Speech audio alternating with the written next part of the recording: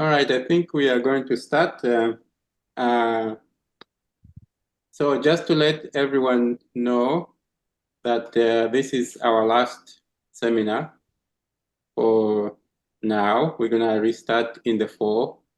And please wait, because at the end, we are going to acknowledge some of the people who have been asking a lot of questions. And we're also going to acknowledge, give some awards to the best the presentations.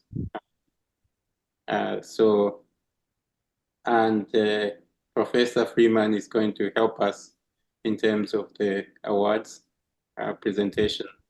So we really thank you for having been coming to the seminars and being very supportive of our seminar. So it is an honor to introduce Professor Joseph Freeman, who is a distinguished scientist in the field of biomedical engineering, whose remarkable journey from through academia and research has positioned him at the forefront of musculoskeletal tissue engineering.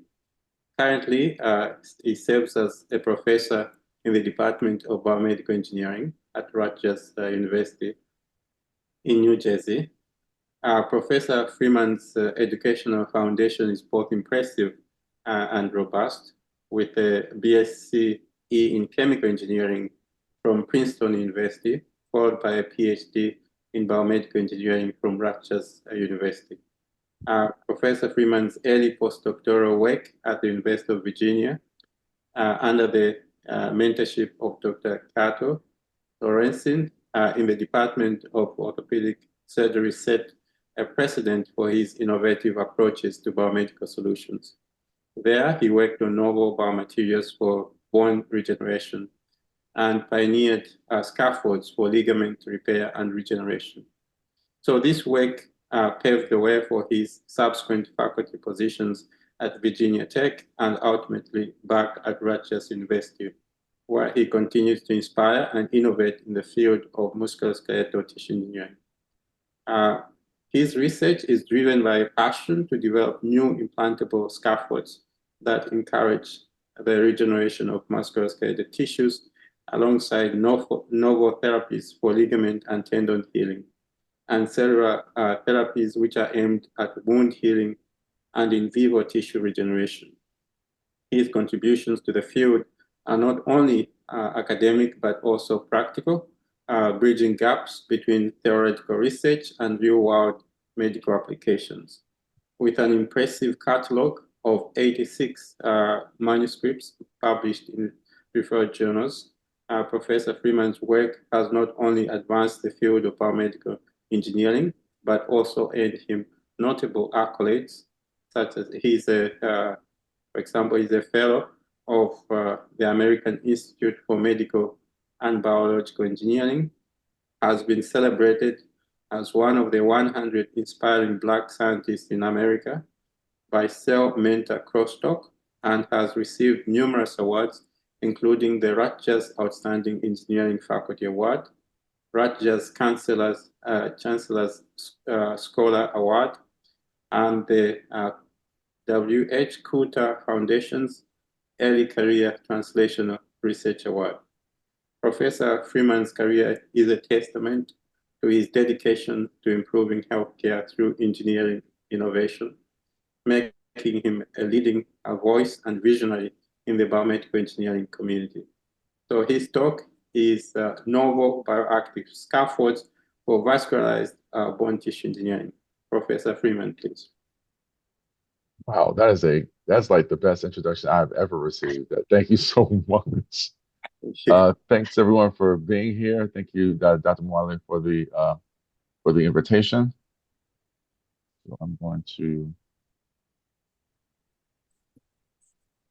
so just to make sure everyone can see my screen, right? Yes. Thumbs up. Okay, great.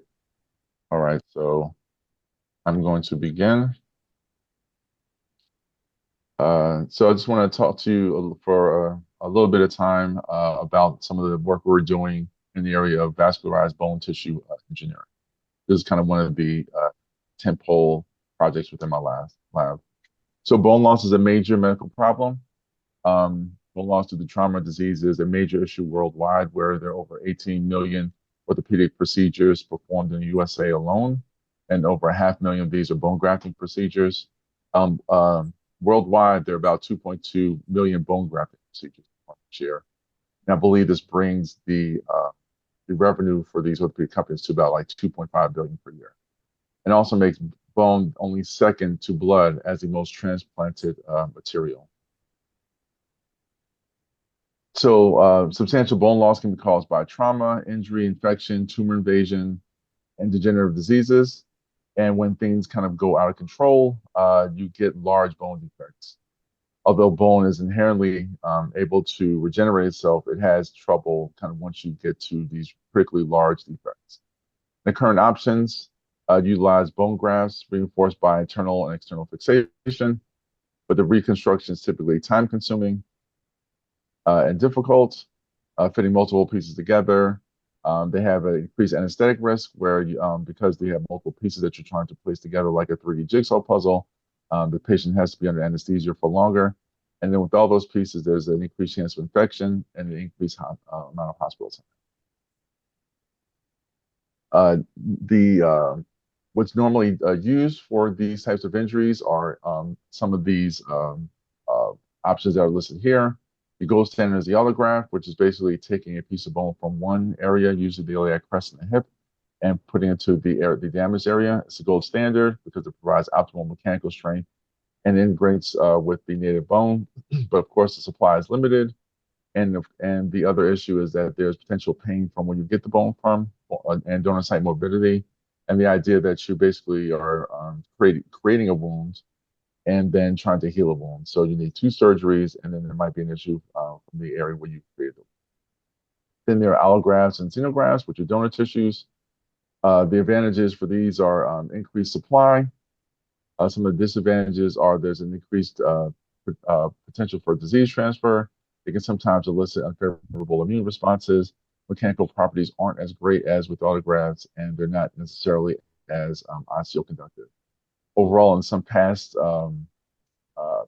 studies have shown that some of these allografts have failure rates of anywhere from 30 to 60% over a period of 10 years in vivo. This is usually because there's limited vascularization with these implants after they're put in. Then there are synthetic grafts. We don't have any sort of limited supply with synthetic grafts, and they can be anything from polymeric to ceramic, or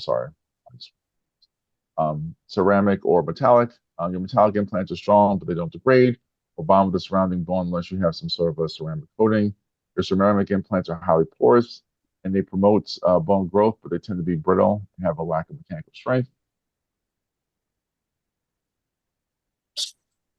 So therefore, once again, they have a ton of limitations. One of them is inadequate vascularization, where if you do implant some of these, chances are what you'll form are these blood vessels that don't reach the interior. So what we want for our graft is something that prevents inadequate vascularization, has blood vessels that flow all the way through. Another issue with a lot of these currently used solutions and some of the recently developed tissue engineering solutions is inadequate cell and tissue development, where you tend to just get cell and tissue development from the outside in. What we wanted to do is not only have something going from the outside in, but we want to have something growing from within the scaffold, growing toward the outside. So for more complete bone healing without voids that occur as the scaffold degrades, but full tissue replacement has taken place, or tissue regeneration has taken place. So our solution is to create a Biomedical 3D printed load-sharing scaffold for vascularized bone regeneration. The scaffold architecture is going to promote capillary action to draw up any osteoblasts or cells nearby or any bone marrow. And also the material that it's made of has biological cues to promote osteogenesis, the production of bone, and angiogenesis, the production of new vasculature. So we want to try to incorporate some aspects of normal bone architecture So bone provides protection in a structure and mineral reservoir. It also is used to store marrow.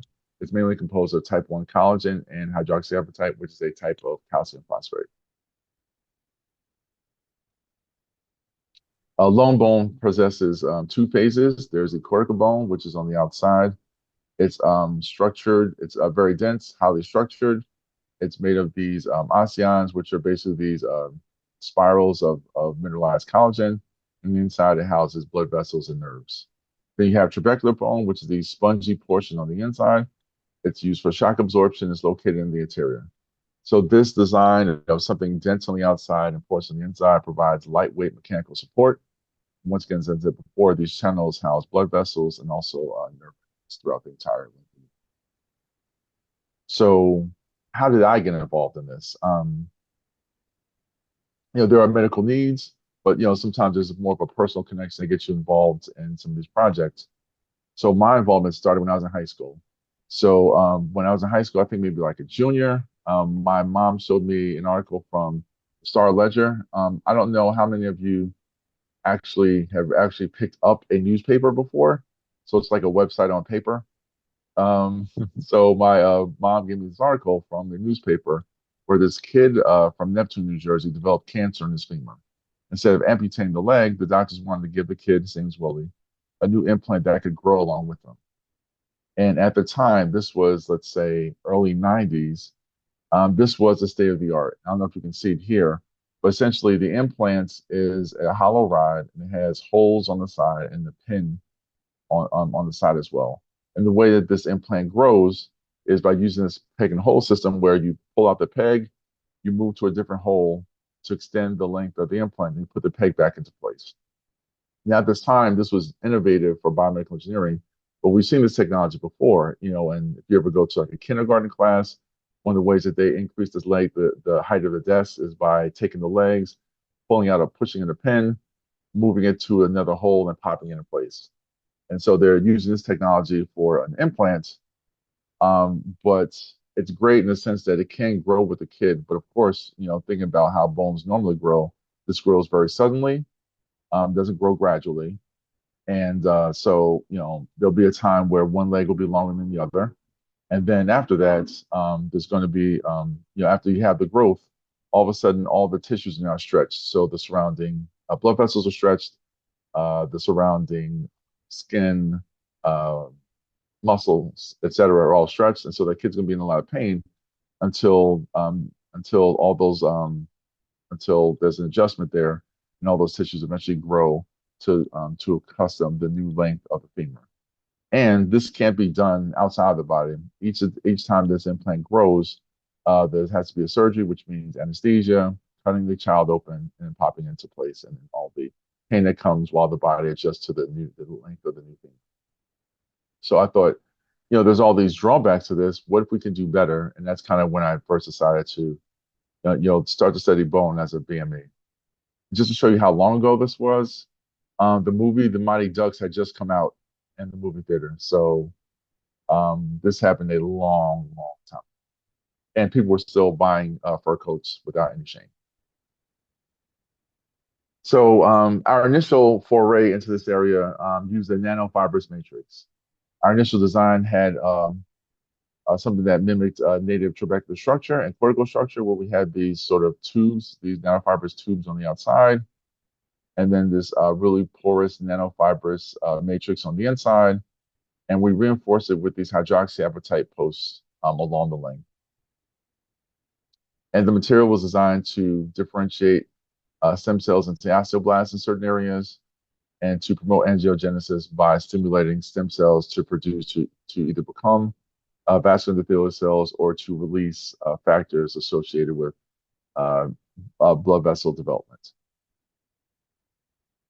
So the way we did this initially was to basically form these nanofibers using a process called electrospinning, where you place a polymer solution to a syringe, put it into an electric field. The polymer solution is drawn toward the target, and as it goes to the target, it whips around in the air. I can show that here. It whips around in the air and thins, and the solvent dries, and what you come up with are fiber is smaller than the diameter of a human hair on the other side. We can either align them by putting them on a rotating drum. We can have a random orientation by having a static target. So so we form these nanofibers, and then we'll basically sculpt them to form a trabecular and a cortical section. We'll create these hydroxyapatite posts, and then we'll do something called pre-vascularization, where we essentially seed areas of the implant with vascular cells, and then allow them to grow their matrix, and then decellularize it, leaving just the matrix. So as I said before, we electrospin the fibrous scaffolds. In terms of the materials we're using, we chose to use a combination of polylactic acid, poly-L-lactic acid, and poly-D-lactic acid. The reason why is the majority of the matrix is made with the PLLA, has great mechanical strength, degrades in around 24 months or more, depending on the molecular weight. And then we use the PDLA as a binder.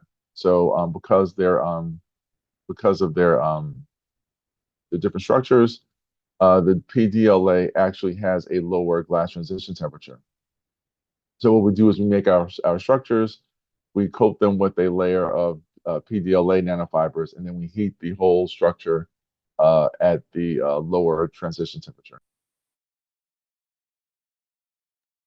which basically fuses everything together, and then we can turn something that's two-dimensional into something that's three. Additives, we will mineralize each of these which will lead to the development of osteoblasts. And then in order to enhance the bioactivity and the binding, we'll electrospin the PLLA along with porcine gelatin. So for the trabecular section, what we do to create these large pores is a technique we call salt electrospinning, where we basically electrospin while pouring salt onto the developing nanofiber matrix. And as we do that, the salt becomes entrapped within each layer. We cross-link the gelatin with transglutaminase, and then we put the whole thing in water and leach out all the salt. And when you leach out the salt, this is what you're left with. You have your nanopores from the overlapping nanofibers, and you have these huge pores left behind, which sort of mimic the large pores and trabecular bone. Then the whole thing is mineralized and simulated body fluid. For the hydroxyapatite columns, essentially what we do is create a slurry of hydroxyapatite powder, compress it, and then sinter it. We ran some early tests, and we found that the best conditions were to use an instron compress to compress the slurry with an instron at about 44 megapascals. Then we sinter it for 5 hours. So here we can see we tried 3 hours versus 5 hours. And then in terms of our starting material, we found it was better to use a hydroxyapatite nanopowder than to use a synthetic hydroxyapatite powder. So compression at 44 megapascals, sintering for 5 hours, using a hydroxyapatite nanopowder, we found our best compressive mechanical properties, and we were able to show that over a 6-week period that we had very little change in the mechanical properties. So it actually is very stable. So I talked about the hydroxyapatite posts, and I discussed the trabecular section. Last section is the cortical bone section. And we did these by basically taking the electrospinning apparatus and shrinking it down. So instead of having a rotating drum, we basically built a fiber rotation device using Lego blocks. So you put the fiber across from the two across this sort of gap between two motors, and you basically turn the motors on. You spin the fiber, and the nanofibers are electrospun onto this degradable fiber. And this is what you end up with. And you dissolve out or pull out the fiber in the middle, and you're left with these tubes that are very similar in structure to these are actual demineralized osteons from cortical bone. The scale is different. These are a lot larger than these, but the idea of still having kind of a wrapped fibrous tube or spiral fibrous tube is very similar to what you see in nature. So here is our complete scaffolds. You have the cortical sections on the outside, the trabecular section on the inside, and in this case, 2 hydroxyapatite posts. Everything was centered together at 60 degrees C in order to fuse, in order to get the PDLA out of its from its glassy state. Everything fused together, and then we pre-vascularized it. So human umbilical vein cells, or HUVECs, were seeded into the osteons. Here's a look at one of the osteons. So you see actin and the nuclei being stained to show you that the osteons have cells all around their circumference and down the length of the tube. And then once that's done, we basically use a freeze-thaw method in order to kill all the cells and decellularize it. So here it is before the freeze-thaw method is used to decellularize the matrix, and then after. So there's a huge drop in DNA content, but you still keep the matrix, and this is a stain for collagen. So you still have the collagen left afterwards, with all the nuclear materials gone. Along with that, the vascular endothelial cells leave behind different factors. So there's some imaging showing that it leaves behind some CD31, also leaves behind some B-cadherin, and we just ran a quick stain to show that collagen is present inside the lumen. So you still have collagen. You've got CD31, you have B-cadherin, and I'll show a bit later that you have VEGF as well, all left behind by those cells that are now gone. So they just leave behind their matrix, which will hopefully inform the stem cells to start to become vascular endothelial cells. So to make sure that the material is going to do what we need it to do, we ran some quick tests to see that the MSCs will differentiate into osteoblasts on the mineralized portions and vascular endothelial cells on the pre-vascularized areas.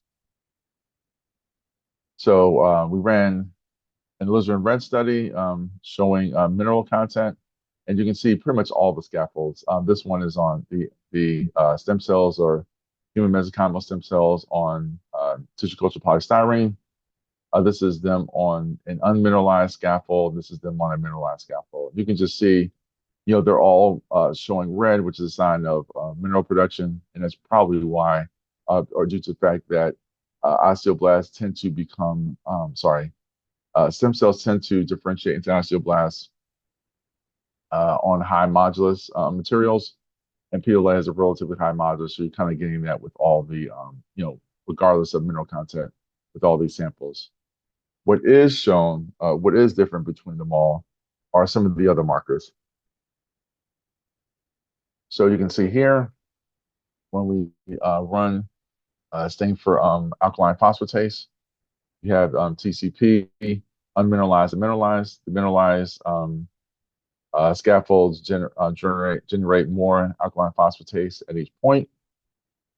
And then if we run an ELISA for osteocalcin, and in this case we have the cells on TCP, the unmineralized scaffold, the mineralized scaffold, then we have actual pre-osteoblasts, so MC3, T3, E1 cells, which are osteoblasts. As time goes on, the cells that are on the mineralized scaffold separate themselves and have higher osteocalcin content than the other ones. And actually at the last time point, day 10, you see it actually approaches the osteocalcin levels of actual osteoblasts. So these are all signs that our matrix is doing what we'd like it to do in terms of forming or differentiating these stem cells into osteoblasts without having to add BMP2 to the matrix.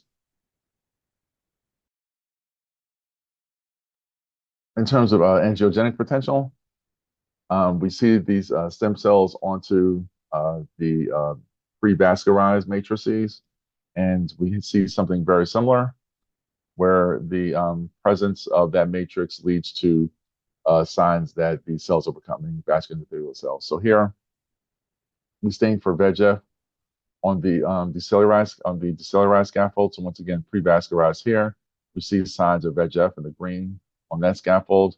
When we just have the normal PLA, we don't see any signs of VEGF at all. And when we see stem cells onto these things, what you see here is stem cells on the control scaffold, very little sign of VEGF from ELISA. On the pre-vascularized scaffold, there's a significant increase in VEGF concentration, although it's not necessarily, at least at this time point, this might have been like at seven days. It has an approach what we see with vascular endothelial cells, but still a lot higher than the stem cells that are just on the control scaffold.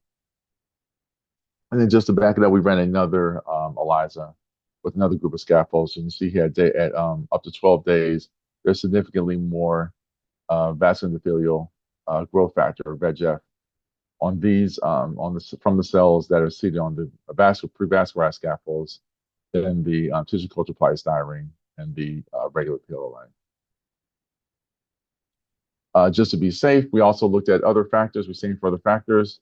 So we stayed for CD31. You can see after 12 days, significantly more CD31 inside of these ions that are pre-vascularized than the ones that are not.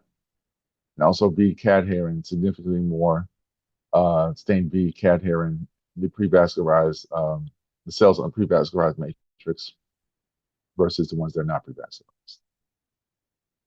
So all this to say, in our initial design, we've seen that the matrix materials lead to differentiation of these stem cells into both osteoblasts and cells that are produce angiogenic markers, including VEGF, VEGF, CD31, B cadherin. We're still kind of on the fence as to whether it's either stem cells producing these factors or if they're actually turning into vascular endothelial cells. We're in the middle of a study right now to kind of say once and for all if it's just that we're producing these factors due to influence of the surrounding of the tissue that they're on, or if it's they're actually becoming vascular endothelial cells. So our next step was in vitro characterization. So we ran two studies, a subcutaneous implantation model using a mouse model to just see if the cells or if the scaffolds are biocompatible. And we did a radial defect model to actually put it into a bone and see what happens. So with the subcutaneous implant, we see a whole lot of collagen coming in between the layers of the scaffold. So the red is the collagen, the white sections kind of around it are the polymeric scaffold. You can see there's lots of collagen coming in each of these. So this is a non-mineralized scaffold that's mineralized with the lumen or with the that's been pre-vascularized on the inside. This is non-mineralized and has a vascularized lumen as well. So in all cases, you see signs of scaffold of infiltration of new tissues and scaffold. You see signs of blood vessels as well. So here, here, and here, here, and here as well. And then we also looked at mineralized scaffolds on the outside, and the implant retained its mineralization even up to 8 weeks after implantation. In terms of mechanical analysis, we see in most cases there's an increase in mechanics. So we see an increase in Young's modulus in every case. We see an increase in the yield stress, except for the ones that are mineralized with the lumen. It's about the same. With toughness, there's an increase in toughness with everyone. The only difference thing that was interesting here is that with the ultimate compressive stress, there's a drop in the compressive stress with the mineralized scaffolds with the lumen. And we think that maybe it could be due to a splitting of the phases, which leads to an increase in the modulus, but then a drop in the ultimate compressive stress. So after showing that this type of implant, those materials are biocompatible, and they do sponsor tissue ingrowth and the development of blood vessels inside of the implant, we decided to use a load-bearing model. So we used a rapid radial defect model, where basically you take out a section of the radius. You still have the neighboring ulna nearby to help with load bearing. So we put the scaffold in. We seeded the cells with only 3.5 million scaffold. We seeded the scaffold with almost about 3.5 million cells. So not a whole lot of cells if you're thinking about what we would normally we want to kind of hypercellularize it. This was an 8 millimeter long segmental defect, so not critical size, a pretty short run up to just 8 weeks. And after removing the scaffolds, we checked for adherence to the surrounding bone by using a push-out test, looked at bone growth with micro-CT, vascular development using histology. So for the push-out results, what we did was basically bind the bone around the implant into these two vices, and then use this metal tip to push down on the implant and measure how much force it takes to completely separate the implant from the surrounding bone. You can see it looks like there's a difference, but that difference isn't statistically significant. One thing that I'll note is that in order to make this work, there are some cases where the ulna was fused to the implant. And so in some cases, especially with the scaffold, there was some damage to the surrounding tissue when the ulna was removed, and that led to a drop in clinical properties.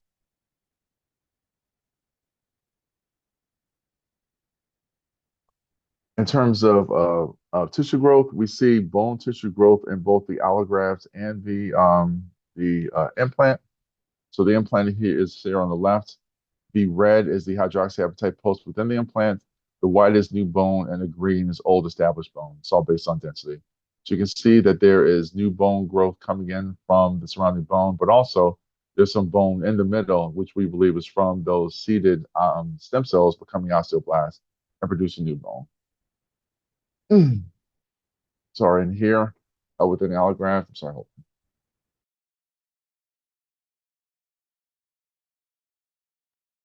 talk about that. Here within the allograft, you see new bone growing from above and below, and also from the side from the ulna. Here's another set, and here this has both of the hydroxyapatite posts intact. Once again, you have bone growing from the outside, from above and below, and from the back, and then here with the allograft growing from above and up below. And when we look at the overall volume, we find that there's no significant difference between the new bone growth within the allograft and the new bone growth within the actual scaffold, which is great news for this implant. We decided to stain for vasculature as well using micro CT, using staining the collagen with phosphotungstic acid, 70% ethanol. And so what you'll see is that that stain issue comes up here in purple and blue, and there's one other like reddish color. So what we find is that these are issues over here as well. So what we're actually showing you are the decellularized or the decellularized, vascularized cortical sections from earlier. So we actually show that that vasculature is still intact after 8 weeks. Looking at histology, for the allograft, we had some trouble cutting, but you can still see the staining still works. And you see collagen being developed here. You see the presence of mineral with the blue stain here. Some CD31 with the reddish areas here for the allograft. This is the allograft. This is that taken at this interface between the bone and the implanted allograft. In the middle, you still see collagen, see lots of mineral. You can see the architecture of the bone, and you can see some CD1, so 31 here, showing signs of vasculature.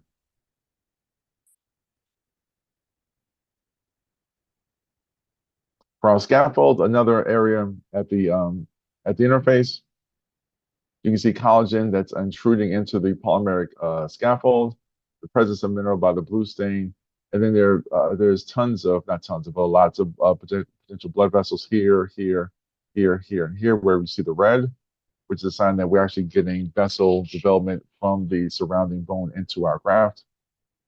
And then for the middle section,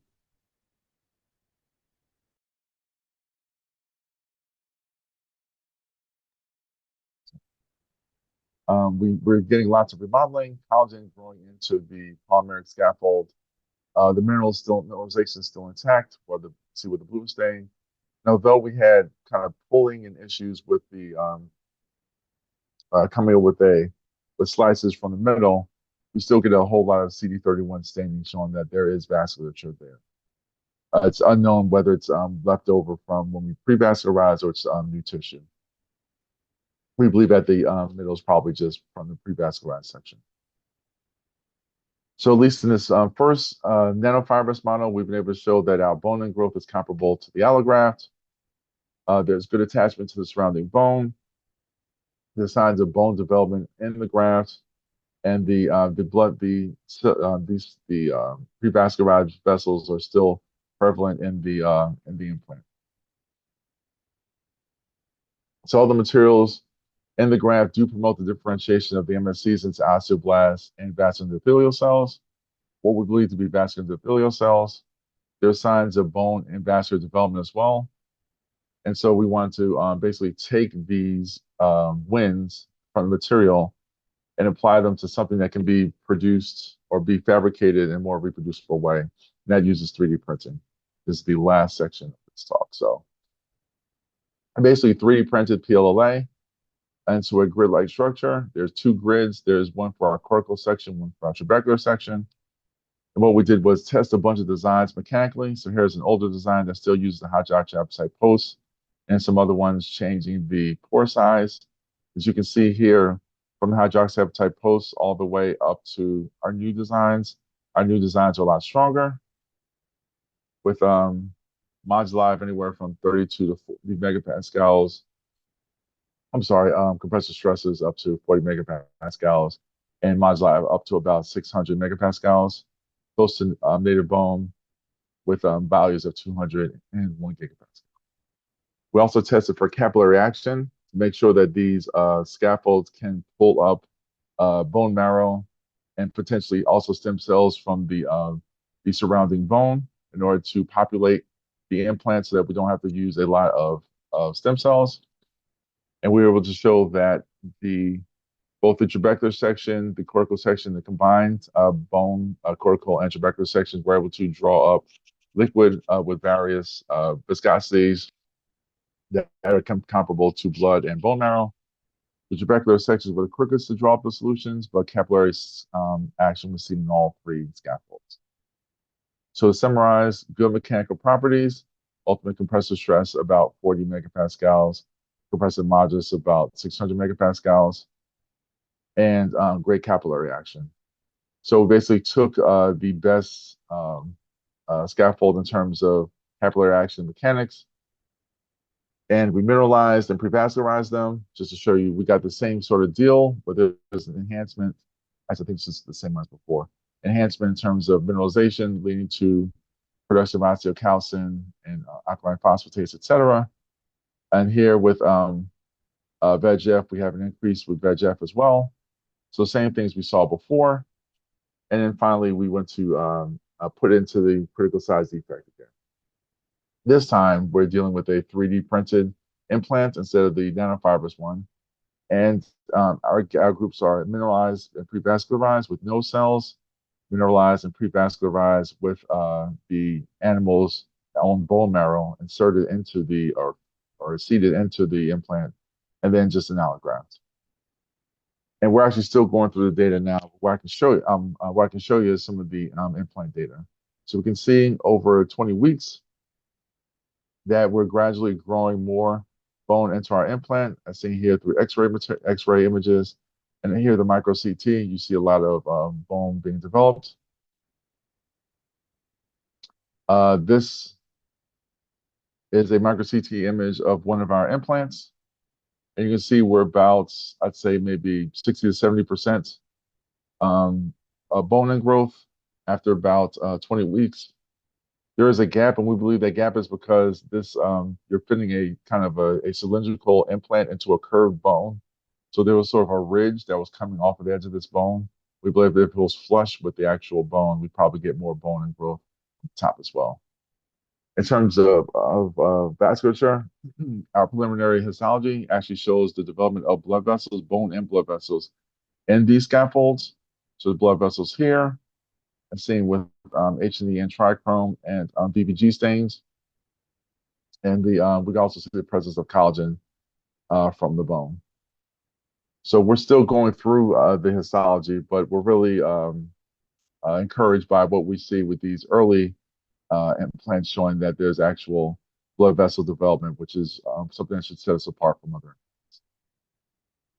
So to wrap it all up, we've developed these load-sharing scaffolds that mimic the native bone architecture. They facilitate the infiltration of bone marrow and surrounding cells, reducing the need to add stem cells. They have sustained mechanical stability in vivo, and they produce vascularized bone. So our next steps are to try to turn this or move this to a large animal model, having a sheep study, and comparing it against the standard of care. With that, I want to thank everyone that was involved, in particular the newest student on this who's graduating, Dr. Future Dr. Shreya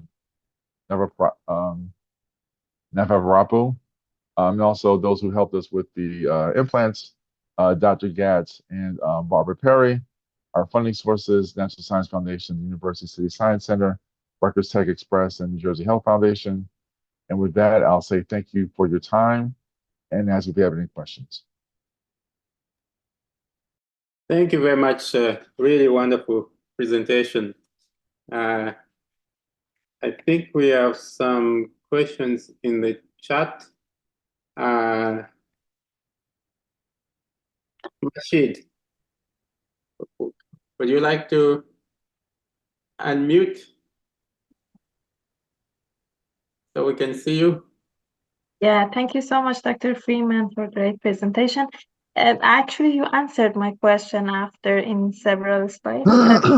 I just wanted to know the limitations of the mechanical testing, because I guess there would be some problems with the loading tests. Yeah. Yes. So I'll let you know that originally we were trying to, first of all, great question. We were trying to go for something comparable to bone mechanical properties, but we entered this program, an NSF sponsored program called ICOR, where we had to, in order to kind of move toward commercialization, you have to talk to a lot of people who are going to be responsible for fabrication and be responsible for using it. So we spoke with several orthopedic surgeons, and they told us that this was great, but they would still use an intermedullary rod anyway, just in case. So after talking to them, we realized that we really didn't have to. Totally mimic the exact mechanical properties of bone because they were going to have something to bear most of the load anyway. What we needed to do is have something that would at least be mechanically stable so it wouldn't degrade and turn into mush when it was implanted. It could still be able to bear some of the load without having to bear all the load. So that's why we stuck with the kind of design that we have and the mechanical properties that we have. Okay, great. Thank you. Thank you, Mashid. Razan? Razan, you want to ask? It's the last day.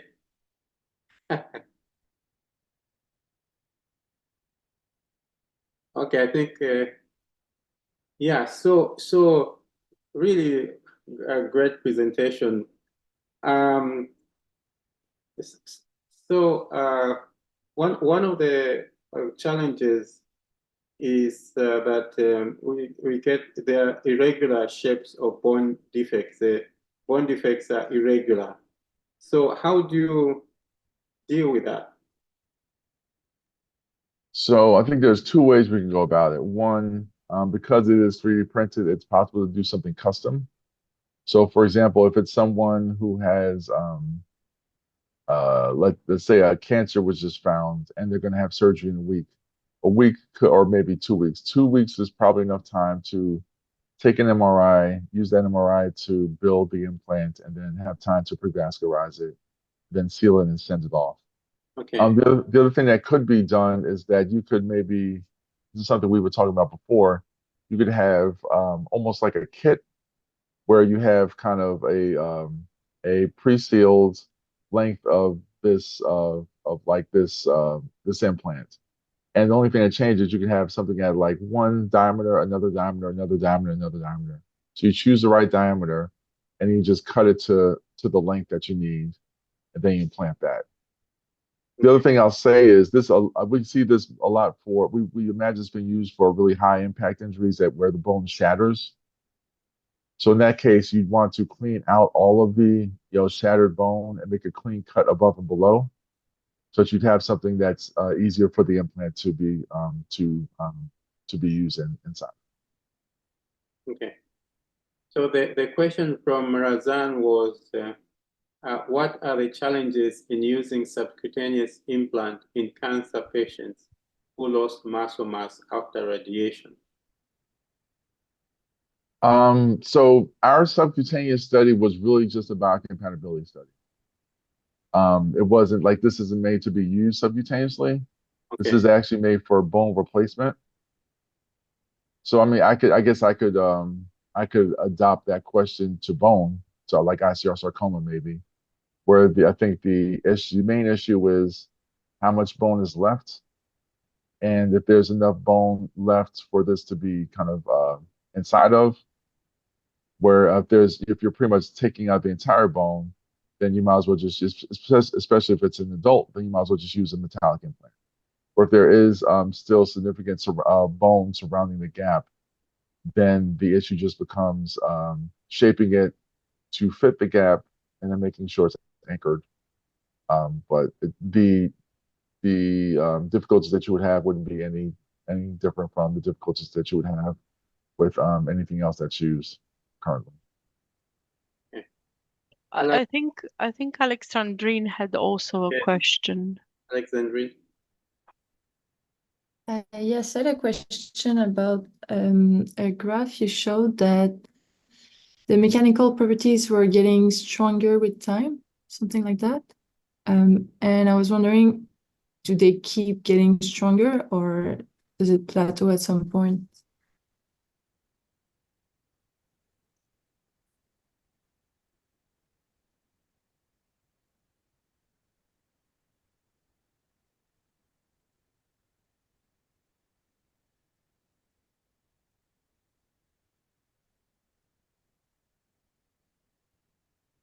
Yeah, this one.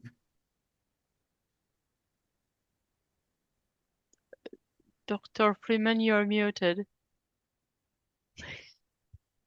Of course, the old guy forgets that he's on mute. So I was wondering, I was like, is this the slide? And I was like, why isn't this person answering me? Yeah, so I think this is all just due to tissue infiltration, right? Because the same overall area, you're kind of packing more into the same overall area, so you're going to get an increase in the strength, you're going to get an increase in the modulus, except for this one, which is sort of weird, the ultimate compressive stress in the middle. Everything else we believe is just due to the fact that you've got more soft tissue growing inside of that scaffold. So, with the increase in material, there's going to be an increase in the strength in each case until you reach like you said, a plateau. Thank you. Any other questions?